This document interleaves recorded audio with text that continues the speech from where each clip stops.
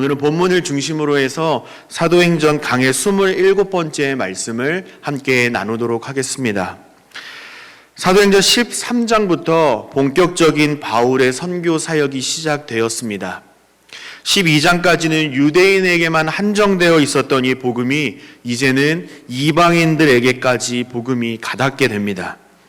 그렇게 복음을 듣고 회심한 자들이 신앙 공동체를 이루게 되죠. 그 중심에는 바울과 바나바가 있었습니다. 그런데 오늘 본문에 보면 바울과 바나바가 아니라 바울과 실라 두 사람이 함께 등장을 합니다.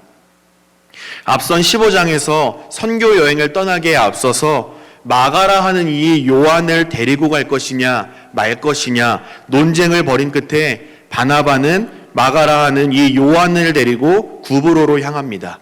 그리고 바울과 실라는 이 수리아와 길리기아로 둘씩 흩어지게 됩니다.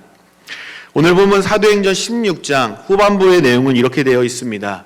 바울과 실라가 기도하러 가던 중에 귀신 들린 여종 한 사람을 만나게 됩니다.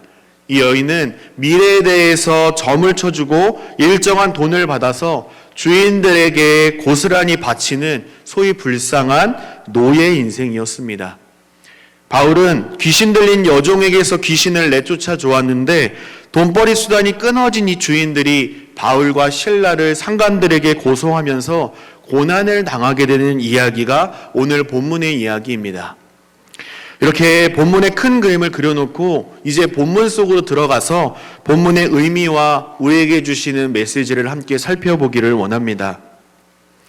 16절 말씀을 보시면 우리가 기도하는 곳에 가다가 라고 시작하고 있습니다. 여기서 우리는 바울과 실라의 일행을 말합니다. 바울과 실라가 지금 머물고 있는 곳은 빌립보라는 지역입니다. 당시에는 젊은 남성 10명만 모여도 회당을 지었다라고 말합니다. 그런데 바울과 실라가 기도하는 곳으로 갔다가 라는 말은 지금 빌립보 지역에 아직 회당이 지어지지 않았다는 것입니다. 다시 말해 유대인들이 거의 없는 철저히 이방 지역이라는 말입니다. 그러던 중에 기도하러 가던 길에 귀신 들린 여종 한 사람을 만나게 되는데 누가는 점으로 그 주인들에게 큰 유익을 주는 자라 이렇게 묘사합니다. 우리가 살아가고 있는 이 시대에도 여전히 무당이 존재하죠. 지나다니다 보면 이 현수막에 갓 신내림 받은 무당이라던가 동작 광고 현수막을 어렵지 않게 볼 수가 있습니다. 이런 무당이 예수님 당시 1세기에도 존재를 했는데요. 미래에 대해서 점을 쳐주고 일정 금액 돈을 받는 것이죠. 그런데 안타깝게도 이 여종은 예언을 해주고 돈을 받아서 주인들에게 고스란히 다 갖다 바치는 겁니다. 말 그대로 노예 생활을 하고 있는 것이죠. 그런데 이 귀신 들린 여종이 조금은 특별한 행동을 하고 있습니다. 바울이 빌립보에 이르를 때부터 그 뒤를 졸졸 쫓아다니면서 계속 소리를 지르는 겁니다. 그녀가 큰 소리로 외쳤던 내용이 17절 말씀에 기록되어 있습니다. 제가 17절 말씀을 읽도록 하겠습니다. 그가 바울과 우리를 따라와 소리질러 이르되 이 사람들은 지극히 높은 하나님의 종으로서 구원의 길을 너희에게 전하는 자라 하며 그랬습니다.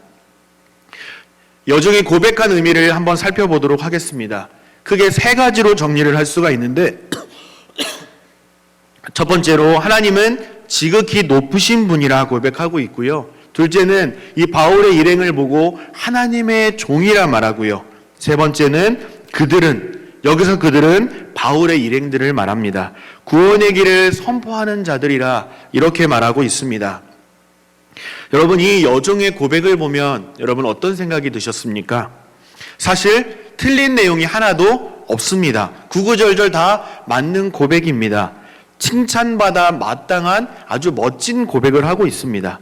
여러분 그 내용을 한번 볼까요? 먼저 지극히 높으신 하나님이라고 고백하고 있습니다. 여러분 이 표현은요 이스라엘의 하나님을 뜻하는 표현입니다. 회당도 없는 철저히 이방 지역에서 이스라엘의 하나님에 대하여서 신앙을 고백하고 있다는 것은 사실 기적에 가까운 놀라운 일입니다. 이렇게 귀신은 하나님의 존재를 아주 잘 알고 고백하고 있습니다. 또한 바울 일행을 하나님의 종이라고 표현했고요. 이 세상을 구원하기 위하여 예수 그리스도를 보내신 하나님의 일을 하는 하나님의 동역자들이라 이렇게 고백하고 있는 겁니다. 마치 이 귀신 들린 여종의 말만 보면요, 라합처럼 룻처럼 하나님에 대해서 풍성한 지식을 갖고 있을 뿐만 아니라 성숙한 믿음을 소유한 자처럼 보입니다. 그런데 여종을 대하는 이 바울의 태도가 또 조금 이상하게 느껴집니다. 바울은 본문을 보니까 심히 괴로워했다라고 말합니다. 공동번역 성경을 보면 이 괴로움을 참다 못해서 돌이켰다라고 기록하고 있습니다. 여러분 한번 생각해 보시기를 바랍니다. 귀신 들린 여종은요, 바울 일행의 존재와 그들이 빌립보에 온 이유에 대해서 정확하게 알고 있었습니다. 이러한 여종의 고백은 바울의 입장에서 보면 사실 반갑지 않았을까요? 우리가 해외여행을 갔을 때 지리를 잘 몰라서 또 가야 할 곳을 찾지 못해서 헤매고 있을 때 근처에서 아니면 저 멀리에서 한국말을 들리면 어떻습니까? 굉장히 반갑지 않습니까? 아, 저들이 나를 도와줄 수 있겠구나 하고 오히려 든든한 마음까지 듭니다. 이처럼 이방인들로 가득한 이 이방 지역에서 선교 사역을 감당하는 이 바울의 입장에서 보면 이 여종의 말이 반갑지 않았을까요? 아, 그래도 예수님을 아는 자가 있구나. 나의 선교 사역을 도울 수 있겠구나. 든든한 마음이 들 수 있겠죠. 그런데 바울은요, 든든하다라고 말하지 않고요, 참다 견디다 못해서 몹시 괴로워했다라고 말합니다. 여러분, 바울이 이토록 괴로워하고 있는 이유가 무엇일까요? 바울의 괴로움에는요, 중요한 영적인 원리가 담겨져 있습니다. 하나님은 과연 어떤 분이신가? 하나님은 어떤 믿음을 기뻐하시는가를 잘 보여주고 있는데요. 귀신 들린 여종이 하나님과 하나님의 종에 대한 고백을 했습니다. 사실은 여종의 고백이 아니라 지금 여종의 몸을 통해서 그 안에 있는 귀신이 하나님에 대한 고백을 한 거거든요. 여러분, 우리 하나님은요, 귀신에게 영광 받을 이유가 전혀 없으신 분이십니다. 귀신이 아무리 그럴싸한 멋진 신앙 고백을 하고 모든 영광과 존귀를 고백한다고 해도요, 하나님은 기뻐하시지 않습니다. 왜냐하면 하나님은 하나님 나라의 왕이시고 귀신은 이 세상의 나라, 사탄의 나라의 왕이기 때문에 서로 함께 할 수 없는 대립의 관계이기 때문에 그렇습니다. 여러분, 만약에 바울이 여종 안에 있는 귀신의 고백을 듣고 괴로워하지 않고 오히려 기뻐했다면 어떻게 됐을까요? 무당의 입에서 나오는 말들을 통해서 점을 치고 또 예수 그리스도의 십자가 복음도 함께 전한다면 사람들은 어떻게 생각할까요? 진리이신 예수 그리스도의 복음이 점괘 중에 하나라고 전락할 우려가 있었던 것이죠. 그러므로 귀신 들린 여종의 행동은 멋진 신앙인의 모습처럼 보이지만 실상은 복음 전파를 방해하는 장애물인 것입니다. 그래서 바울은 복음 전하는 일에 철저히 미쳐 있었던 이 바울은요, 복음이 전파되는 일을 막는 이 귀신의 행동 때문에 심히 괴로워하고 있는 겁니다. 사랑하는 제2가족 여러분, 우리가 무엇을 말하고 있는지 말하는 내용도 굉장히 중요하지만요, 말하는 화자가 누구인지도 굉장히 중요합니다. 어떤 내용을 말하느냐도 중요하지만 누가 이야기하느냐에 따라서 내 귀를 열지 말지를 결정합니다. 누가 말하느냐에 따라서 내가 이 말을 들을 것인가 말 것인가 결정하게 된다라는 말입니다. 하나님께서 저와 여러분을 복음의 증인으로 세워주신 줄로 믿습니다. 여러분 믿으십니까? 복음의 증인으로 세워주셨는데 복음 전파에 해가 되는 것이 아니라 진전되도록 주님을 닮은 겸손함으로 우리가 날마다 살아가기를 힘써야 할 줄로 믿습니다.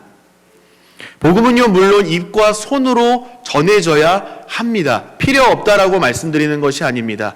우리는 주위에 있는 사람들에게 말로, 손으로 복음을 전해야 합니다. 그런 사명을 맡은 자들이 저와 여러분의 모습인 것이죠.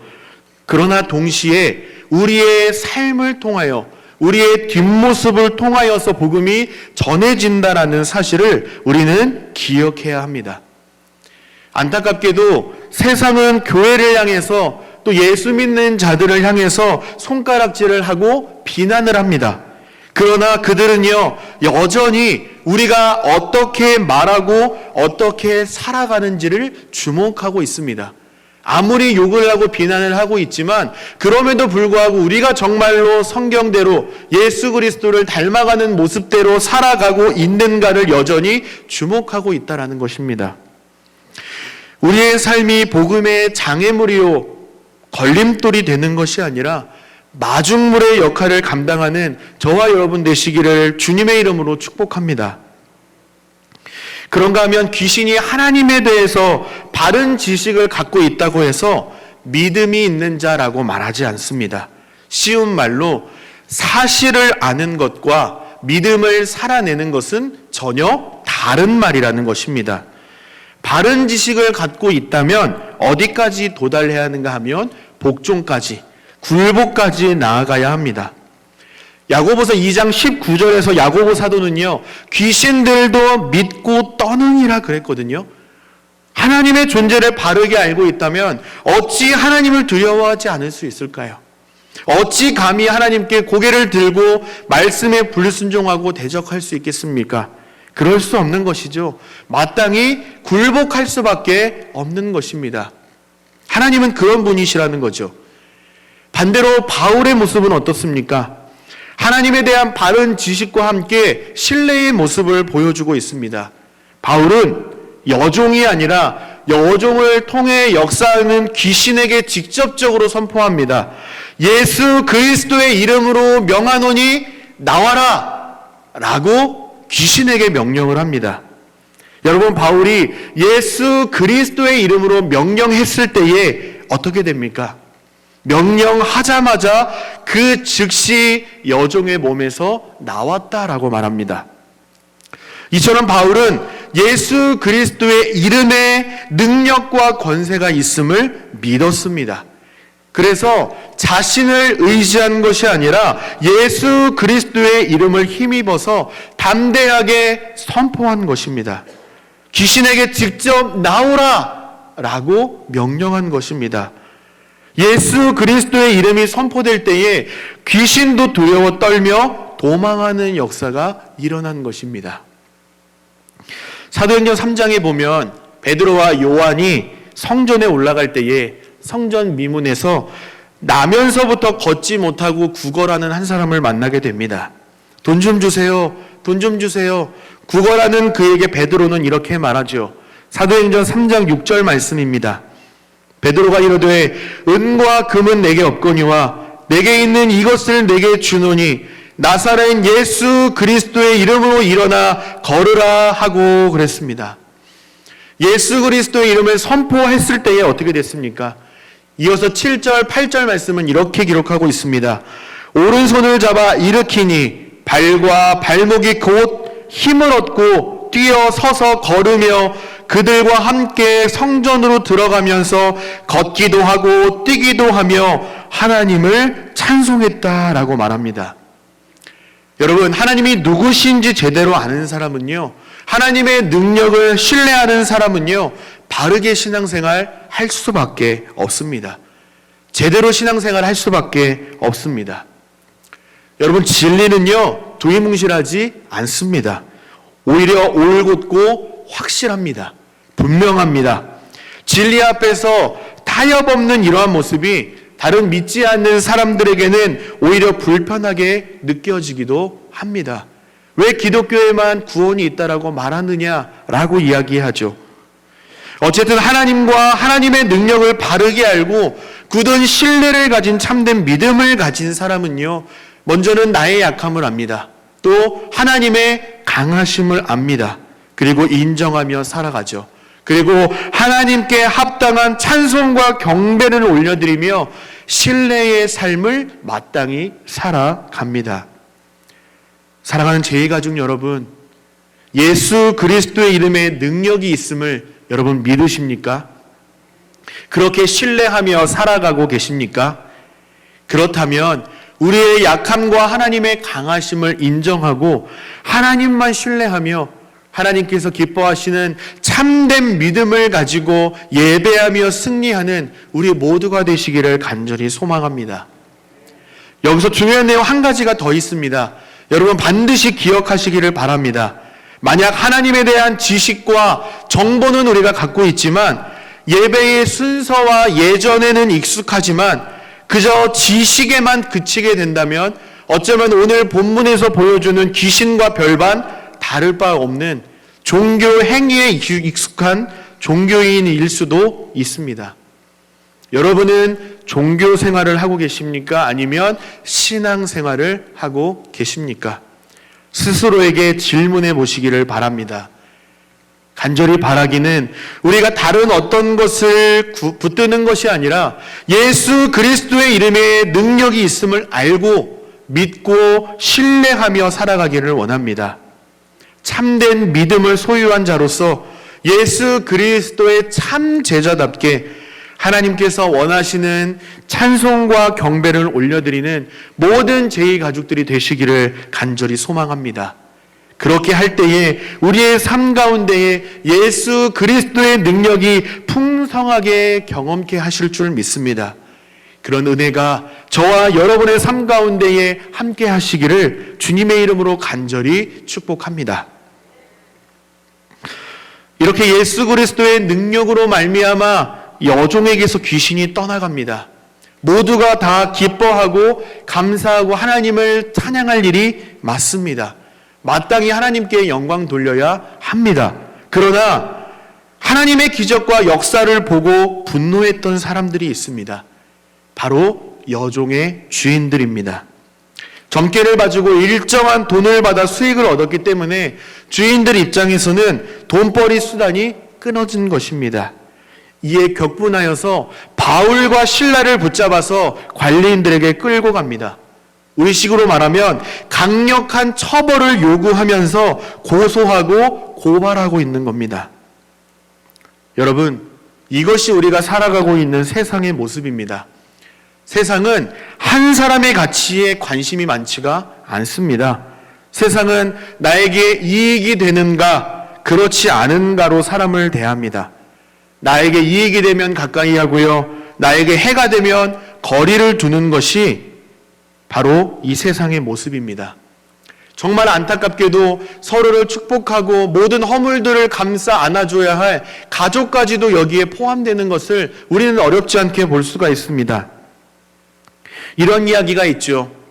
내가 돈을 더 받아야 된다. 형이니까 책임을 더 많이 져야 된다. 부모님들은 말하죠. 너희들은 왜 자꾸 싸우니? 형제들끼리 자꾸 싸우려면 그만 나가라 라고 말하는데 내가 왜 나가야 되느냐? 결국은 부모님들이 집을 나가게 된다. 이런 이야기 있지 않습니까? 참 안타까운 현실입니다. 그러나 우리가 살아가고 있는 현실의 모습임을 부인할 수가 없습니다. 이처럼 귀신에 들려 육체적, 정신적인 고통을 갖고 있을 뿐만 아니라 노예처럼 살아가고 있는 이 불쌍한 소녀에게 귀신이 떠나갔으면 오히려 그를 축하해주고 함께 기뻐해주고 하나님께 영광 돌려야 하는데 그런 모습은 이 주인들에게서 찾아볼 수가 없습니다. 그저 돈벌이가 끊어졌다라고 바울과 실라를 고소 고발하고 있는 것입니다. 마치 이러한 주인들의 모습이 우리의 현실을 보여주는 것 같아서 안타깝고 마음이 아프기도 합니다. 여러분, 주인들이 바울과 실라를 고발한 내용이 무엇입니까? 소위 영업 방해죄라든가 재산 손괴죄로 고발하는 것이 아닙니다. 굉장히 정치적인 접근을 하고 있음을 우리는 보게 됩니다. 첫 번째는 우리의 성을 요란하게 했다 이겁니다. 그리고 두 번째는요, 로마 사람인 우리가 수용하기도 어려운 요상한 풍속을 전한다. 자꾸 이단의 메시지를 전한다라는 죄목으로 고소하고 있는 겁니다. 여러분, 성을 요란하게 했다라는 것은요, 그냥 혼란스럽게 하고 소동을 일으켰다라는 정도가 아닙니다. 고성방가를 했다 이런 개념이 아니라 반란을 일으켜서 권력을 장악하고 사회를 혼란스럽게 만들었다라는 겁니다. 당시 반란죄를 범한 자들은요, 여기 지역에서 성에서 추방을 당하거나 시민권을 박탈당하기도 했습니다. 그리고 재산을 다 몰수해 버리거나 심한 경우에는 사형을 집행하기도 했습니다. 아주 중범죄에 해당하는 것이죠. 두 번째로 요상할 풍속을 전했다라는 것은요, 황제를 섬기고 신전 예배를 거부하게 하는 등 이들의 정체성과 문화를 무시하고 해쳤다라는 것입니다. 그래서 혼란에 빠뜨렸다라는 것입니다. 무리들의 고발에 바울과 실라는 처벌을 받습니다. 옷을 찢기게 되고요, 또 매질을 당하고 발에 착고를 채우고 깊은 감옥에서 가두어지게 됩니다. 그리고 절대 도망하지 못하도록 간수를 세워 옥문을 지키게 합니다. 여러분, 제가 질문 하나를 드려보겠습니다. 만약에 여러분이 지금 이 본문 속에 바울과 실라와 같은 절망적인 상황에 처했다라고 한다면 여러분은 어떠시겠습니까? 여러분은 어떻게 행동하시겠습니까? 부끄러운 고백이지만 저 같았으면 하나님을 원망했을 것 같습니다. 하나님의 주권, 성령의 인도하심 다 알겠습니다. 그런데 인간적으로 너무 서운하고 억울한 마음이 들 것 같습니다. 하나님, 제가 빌립보에 온다고 했습니까? 저 소아시아에 있는다고 했잖아요. 그런데 억지로 보내놓고 결과가 이게 뭡니까? 성령의 인도하심의 결과가 감옥에 갇히는 겁니까? 온몸이 상처투성이가 되는 겁니까? 복음 잘 전하고 있는 사람 데려다가 감옥에 갇히게 하는 것이 하나님의 뜻입니까? 라고 따져 물었을 것 같습니다. 사도 바울이라면 모르겠지만 인간 바울은 저와 같은 생각을 했을 것이라 라고 저도 생각합니다. 바울은 분명히 소아시아 지역에서 복음 전하기를 힘썼습니다. 복음을 전할 때마다 많은 사람들이 모여들어서 회심을 경험합니다. 이들을 통해 신앙 공동체가 세워지죠. 뿐만 아니라 성도들의 믿음이 성장하는 것이 날로날로 눈에 보이는 거예요. 선교 사역의 열매가 보이는 것이죠. 여러분, 농부가 가장 신날 때가 언제입니까? 열매 맺을 때 아닙니까? 아무리 비가 오고 눈이 오고 덥고 습해도 농부는 열매 때문에 수고하는 거거든요. 뱃속에 아이를 10달 동안 품은 엄마들도 마찬가지입니다. 배도 뭉치고 잠도 못 자고 얼마나 힘듭니까? 그럼에도 불구하고 10달을 참고 견디면서 해산의 고통까지 견디는 이유가 무엇입니까? 분만실을 가득 채우는 이 우렁찬 아이의 으앙 소리 한마디에 모든 근심과 걱정들이 다 내려놓고 안심하고 감격하는 것이 바로 엄마의 마음이지 않겠습니까? 소아시아에서 복음을 전한 바울의 마음이 마치 이러했을 것입니다. 하지만 성령이 바울에게 허락하지 않으셨습니다. 거절하셨어요. 소아시아가 아니라 유럽 땅으로 가라 라고 보내셨습니다. 어찌어찌 순정하며 유럽 땅으로 순정해서 왔는데 그 열매가 무엇입니까? 억울하게 얻어 터지고 사람들에게 수치를 당하고 복음을 전하기는커녕 옥에 갇히는 절망스러운 상황을 마주하고 있는 겁니다. 얼마나 허탈하고 몸은 아프고 고통스러웠겠습니까? 그런데 25절에 보니까 바울과 실라는 무엇을 하고 있습니까? 우리 25절 말씀을 같이 한 목소리로 읽어보면서 눈으로 동시에 같이 확인해 보도록 하겠습니다. 우리 오늘 본문 25절 말씀을 같이 한 목소리로 읽어보도록 하겠습니다. 시작. 한밤중에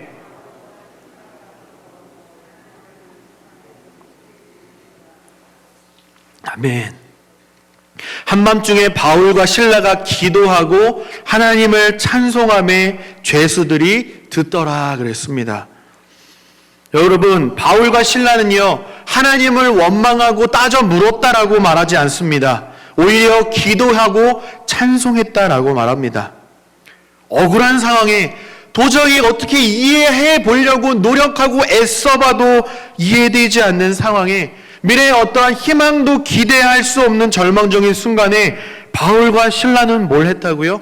하나님께 기도하며 찬송했다라고 말합니다.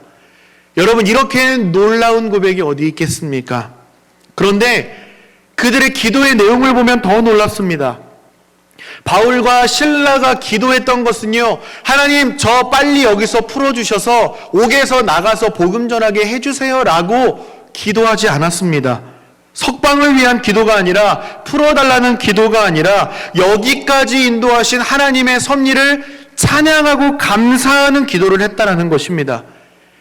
이들의 기도를 듣고 이들의 찬송을 듣고 함께 감옥에 있던 절망적인 죄수들에게도 신선한 충격과 감동을 주고 있습니다. 감옥 안에 있는 죄수들은 분명 이런 생각을 했을 겁니다. 똑같이 절망적인 상황에 놓인 것은 분명합니다. 그런데 심한 매질을 당하고 감옥에 갇힌 주제에, 야, 쟤들은 뭐가 그렇게 태연하냐?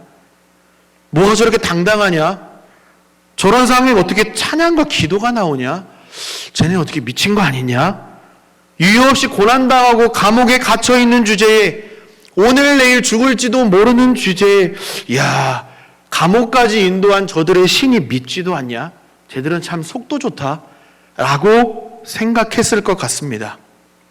쟤네 상관들에게 머리를 세게 맞아서 어떻게 됐나 보다 라고 생각했을 수도 있습니다. 여러분, 우리가 살아가면서 절망하는 이유가 무엇입니까? 언제 절망에 빠지게 됩니까? 사방을 둘러봐도 답이 나오지 않을 때입니다. 아무리 계산기를 두들겨 봐도 우리의 머릿속에 정답이 보이지 않을 때, 뭘 해야 될지도 모르겠고 무엇을 해야 하는지도 잘 모르겠을 때 우리는 좌절하게 됩니다. 그런데 여러분, 절망은요, 철저히 나의 약함을 보게 됩니다. 나의 절망을 묵상하게 됩니다. 해결책도 없고 뾰족할 수도 없는 상황에 나의 약함을 보게 됩니다. 그러나 반대로 기도는 어떨까요? 기도는요, 하나님을 주목하게 됩니다. 하나님의 능력을 주목하게 합니다. 어떠한 희망도 도대체 기도할 수 없을 때라도 하나님의 강하심과 하나님의 함께하심을 붙들게 합니다. 저는 여기에 우리의 소망이 있는 줄로 믿습니다. 이것이 우리의 기도의 능력인 줄로 믿습니다.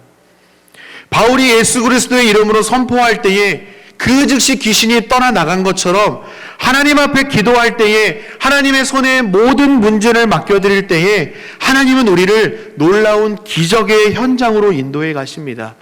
하나님의 뜻을 보여주시는 곳으로 우리를 인도해 가십니다. 여러분, 이것을 뭐라고 하는지 아세요? 이것을 은혜라고 합니다. 은혜. 자격 없는 자에게 값없이 주시는 하나님의 선물 같은 것, 이것이 바로 은혜입니다. 그래서 우리는 날마다 은혜가 필요한 것이고, 하나님 우리에게 은혜를 베풀어 주옵소서라고 우리는 은혜를 간구하는 삶을 살아야 하는 것입니다. 사랑하는 제2가족 여러분, 우리에게 해결책은 없지만 하나님께는 있는 줄로 믿으시기를 바랍니다. 나의 연약함과 나의 없음을 주목하는 인생이 아니라 하나님께 있음을 주목하는 복된 인생 되시기를 간절히 소망합니다. 우리는 자격 없지만 자격 없는 저와 여러분에게 하나님의 풍성한 은혜를 주신다고 약속하십니다. 그러므로 문제 앞에서 절망하거나 두려워하고 낙심하는 것이 아니라 도리어 하나님만 신뢰하며 살아갈 것을 바울과 실라가 감옥에서 기도했던 것처럼 우리에게도 동일하게 요구하고 계십니다. 이러한 하나님의 요구에 아멘하며 믿음으로 전진하실 수 있는 저와 여러분 되시기를 다시 한번 축복합니다. 도저히 찬양할 수 없고 기도할 수 있는 절망적인 상황에서도 바울과 실라는 기도하며 찬양했습니다. 하나님의 주권을 인정하고 하나님의 뜻이 있겠지 신뢰하며 믿음으로 반응한 것입니다. 그때 어떤 기적을 경험케 하십니까? 우리 26절 말씀도 같이 한 목소리로 읽어보도록 하겠습니다. 26절 말씀입니다. 시작. 이에 갑자기 큰 지진이 나서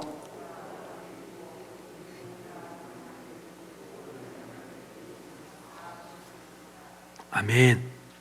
여러분, 인간의 머릿속에는요, 큰 지진이라는 해결책을 떠올릴 수가 없습니다. 죽었다 깨어나도 상상할 수가 없습니다. 홍해 앞에서 모세도 그렇지 않습니까? 이스라엘 백성들도 그랬지 않습니까? 바다가 갈라질 것이라고 상상이나 했겠습니까? 다 죽었다라고 자포자기했죠. 이것이 바로 연약한 인간의 모습이고요, 인간의 한계입니다. 그러나 하나님은 인간과 다르신 분입니다. 우리가 주일에도 설교 찬양에 이런 찬양의 가사를 고백했습니다. 내 앞에 바다가 갈라지지 않으면 주가 나로 바다 위 걷게 하리. 여러분, 하나님은요, 천지 만물을 창조하시고 다스리시고 섭리하시는 전지전능하신 하나님이십니다. 여러분 믿으십니까? 그렇기 때문에 우리는 못하지만 하나님은 바다를 가르실 수 있고요, 바다 위를 걸으실 수 있으며 파도를 잠잠케 하시는 크신 하나님이십니다. 그 하나님이 바울과 실라를 붙들고 계실 뿐만 아니라 지금도 저와 여러분의 삶을 붙들고 계신다라는 사실을 믿으실 수 있기를 바랍니다. 이 놀라운 광경을 바울과 실라뿐만 아니라 죄인들은 다 보았을 겁니다. 하나님의 역사를 직간접적으로 경험했다라는 것입니다. 그러나 하나님의 기적을 경험하지 못한 한 사람이 등장을 하는데 그 사람이 누구입니까? 바로 간수입니다. 하나님께서 역사하실 때 간수는 무엇을 하고 있습니까? 자고 있어요. 성경에서 잔다는 말은요, 흔히 우리가 밤에 육체적인 피로를 해결하는 것 이상의 의미가 있습니다. 잔다라는 것은요, 우리가 흔히 말하는 죽었다라는 의미도 있고요, 하나님과 상관없이 살아가는 자들을 의미하기도 합니다. 이렇게 간수가 자다가 깨어보니 옥문이 활짝 열려 있는 겁니다. 직감적으로 깨달았죠. 아, 죄수들이 다 도망갔구나. 난 이제 죽었다. 두려움에 휩싸이게 됩니다. 바울과 실라는요, 놀랍게도 자결하는 관수를 막아 세웁니다. 자살하려고 하지 마세요. 우리 모두가 도망 안 가고 다 여기 머물러 있습니다. 그러니 안심하세요. 라고 그들에게 평안의 메시지를 전합니다. 어쩌면 이 상황에서 절대로 들을 수 없는 말이자 간수가 가장 듣고 싶은 말이지 않았을까요? 간수는요, 등불을 들고 깊은 옥에 들어가서 죄수들의 인원을 셉니다. 그리고 안심합니다. 그리고 바울과 실라 앞에 나와 엎드려 질문합니다. 내가 어떻게 하면 구원을 얻을 수 있겠습니까? 그러자 바울은 우리가 잘 알고 있는 말씀으로 대답합니다. 이르되 주 예수를 믿으라. 그리하면 너와 내 집이 구원을 받으리라. 사랑하는 제2가족 여러분, 우리가 구원받을 수 있는 유일한 방법은 무엇이 있습니까? 할례를 받아야 할까요? 세례를 받아야 할까요? 아닙니다. 여러분, 여기서 한 가지 기억해야 하셔야 할 것이 있습니다. 세례를 받았다는 것이 내가 구원받았다라는 증표가 아닙니다. 예수 그리스도의 십자가와 부활의 사건을 통해서 죄인된 나를 구원하셨다라고 인정하는 공동체적인 공적인 행위가 바로 세례입니다. 그러니까 세례를 받아야만 구원을 받을 수 있는 것이 아니라 구원받은 자로서 신앙 공동체 안에서 세례를 통하여 그 구원을 함께 확증하며 하나님께 영광 돌리는 것이 세례인 것입니다. 바울은 간수와 그의 집에 있는 모든 사람들에게 예수 그리스도의 십자가의 복음을 전합니다. 그리고 간수뿐만 아니라 가족 모두가 예수 그리스도를 영접하는 놀라운 하나님의 역사를 경험하게 됩니다. 그때 간수들은요, 바울과 실라가 상관들에게 맞은 이 깊은 상처들을 씻어주고 소독해주고 음식을 대접합니다. 이거 걸리면요, 상관들에게 이 간수는 동일하게 맞습니다. 처벌을 받습니다. 그럼에도 불구하고 바울과 실라의 환부를 씻어주는 놀라운 모습을 보여주고 있습니다. 여러분, 이제는요, 죄인과 간수의 관계가 아니라 예수 그리스도 안에서 형제 자매가 되어서 함께 성도의 교제를 나누고 있는 모습입니다. 하나님을 아버지로 모시는 하늘 가족이 되어서 성도의 교제를 나누고 있는 겁니다. 여러분, 놀라운 신분의 변화 아닙니까? 여기서 끝이 아닙니다. 바울과 실라는 옥에서 나와서 루디아의 집에 들어가서 형제들을 만나 위로를 받고 또한 그 안에서 서로를 축복하며 나아갑니다. 다시 말해서 바울과 실라의 도저히 예상할 수도 없고 이해할 수 없었던 이러한 극심한 고난을 통해서 이 빌립보 지역의 교회 공동체, 예수 그리스도를 주로 고백하는 신앙 공동체가 세워지게 된 것입니다. 하나님의 뜻은 바로 여기에 있었던 겁니다. 사랑하는 제2가족 여러분, 우리 하나님은요, 한 사람을 주목하시는 분이십니다. 요나에서도 그렇게 보여주시죠. 동시에 저와 여러분을 복음의 증인으로 사용하기를 원하십니다. 소아시아에 머물고 있는 이방인들도 귀하고 정통 유대인들도 귀하게 여기십니다. 뿐만 아니라 구원자 예수 그리스도에 대해서 한 번도 들어보지 못하고 또 그들에게 전해주는 이 하나 없는 철저히 이방 땅에 있는 영혼들도 하나님은 귀하게 여기십니다. 그 지역에도 신앙 공동체가 세워지기를 하나님께서는 원하셨던 겁니다. 그래서 소아시아를 고집하던 바울을 이 유럽 땅으로 옮기셔서 빌립보로 보내셔서 신앙 공동체가 세워지도록 하나님은 역사하신 것입니다. 말씀을 정리하겠습니다. 운전을 하다가 이런 적이 있었습니다. 초행길이었습니다. 2km 앞에 고속도로 출구가 있었습니다. 그런데 이상하게 한 3km, 4km 전부터 도로 끝 차선이 이렇게 꽉 차 있는 겁니다. 왜 이렇게 차가 많지? 하면서 저는 끝에서 바로 안쪽에 있는 3차선을 달리고 있었습니다. 근데 결국은 쭉 갔는데 출구에 가서 보니까 그 길게 늘어선 줄이 바로 제가 나아가야 할 출구 차선이더라고요. 사당역이 제 목적지였는데 결국은 출구에서 빠지지 못하고 더 달려서 서울 양재 코스트코까지 갔다가 겨우 유턴해서 1시간을 소비해서 사당역으로 겨우 돌아왔던 경험이 있습니다. 또 한 번은 교통체증이 심했습니다. 그런데 갑자기 1차선이 뻥 뚫려 있는 겁니다. 아싸 잘됐다 하고 신나게 달려가서 봤더니 그 앞에서는 1차선 공사 중인 거죠. 그래서 사정사정해서 2차선으로 겨우 끼어들어가지고 계속해서 주행을 했던 그러한 경험이 있습니다. 여러분 그렇습니다. 우리는 우리 앞에 어떤 일이 일어날지 다 알 수 없는 존재들입니다. 인간의 한계이자 연약함인 것이죠. 하지만 우리의 앞을 아시고 우리를 선하게 인도하시는 분이 우리와 함께 하십니다. 여러분 그분이 누구십니까? 바로 우리 하나님이십니다. 때로는 우리가 하나님의 주권을 인정하고 하나님의 인도하심 다 알고 있지만요, 그 하나님의 인도하심이 이해가 되지 않을 수도 있습니다.